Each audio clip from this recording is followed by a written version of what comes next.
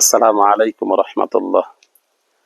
গত ক্লাসে আমরা পড়ছি ত, এখন তারপরে হরফ পড়ব।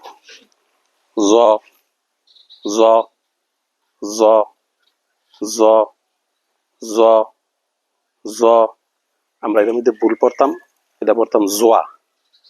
আসলে হরফটা জোয়া না, আমরা পড়ব জ, একটু গাঢ় শব্দ। জ জ জ জ জ জ জ। আমার সাথে পড়েন।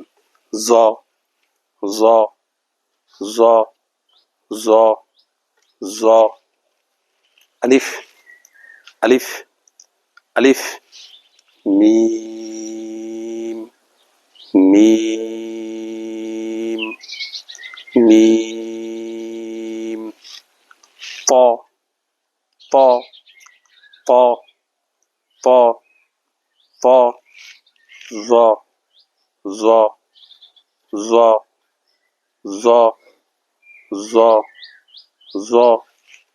আলিফ আলিফ আলিফ। মিম মিম। ত ত ত। জ জ জ। আমরা একটা জিনিস খেয়াল রাখবো, নামাজ পড়ার জন্য কোরআন শরীফ তেলাওয়াত হইল বিশুদ্ধভাবে পড়া জরুরি।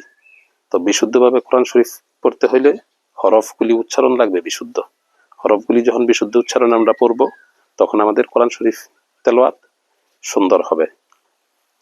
এই জন্য আমরা হরফগুলি খুব গুরুত্বের সাথে পড়ব। হরফগুলি যখন গুরুত্বের সাথে পড়ে সুন্দর উচ্চারণ করব, তখন আমাদের কোরআন শরীফ তেলাওয়াত সুন্দর হবে। আর ক্লাসগুলি আশা করি ভালো লাগবে। প্রত্যেকটা ক্লাস ভালোভাবে দেখবেন, মনোযোগ সহকারে শুনবেন, নিজেদেরও ফায়দা হবে আশা করি ইনশাল্লাহ। আর সবচেয়ে বড় কথা হলো, আমরা বাচ্চাদেরকে সুন্দর উচ্চারণে পড়াইবো। আমরা আমাদের যারা বাচ্চারা মক্তবে পড়ে, অনেক সময় দেখা গেছে মক্তবের মধ্যেও পড়া খুব সুন্দর হয় না, সহির ব্যাপারে একটু কমতি থাকে। এই জন্য আমরা নিজেরা খেয়াল রাখবো এইগুলি। আমরা বাচ্চাদেরকেও সুন্দর উচ্চারণে পড়াইবো। এই জন্য ক্লাসগুলি খুব সুন্দর করে মনোযোগ সহকারে শুনবো, দেখবো, একটা ক্লাসও মিস করবো না, ধৈর্য সহকারে শুনবো। আর ভালো লাগলে লাইক করবেন, কমেন্টস করে আপনাদের মতামত জানাবেন, পরামর্শ দিবেন। কোথাও ভুল থাকলে পরামর্শ দিবেন, শুধরাই নিব ইনশাল্লাহ।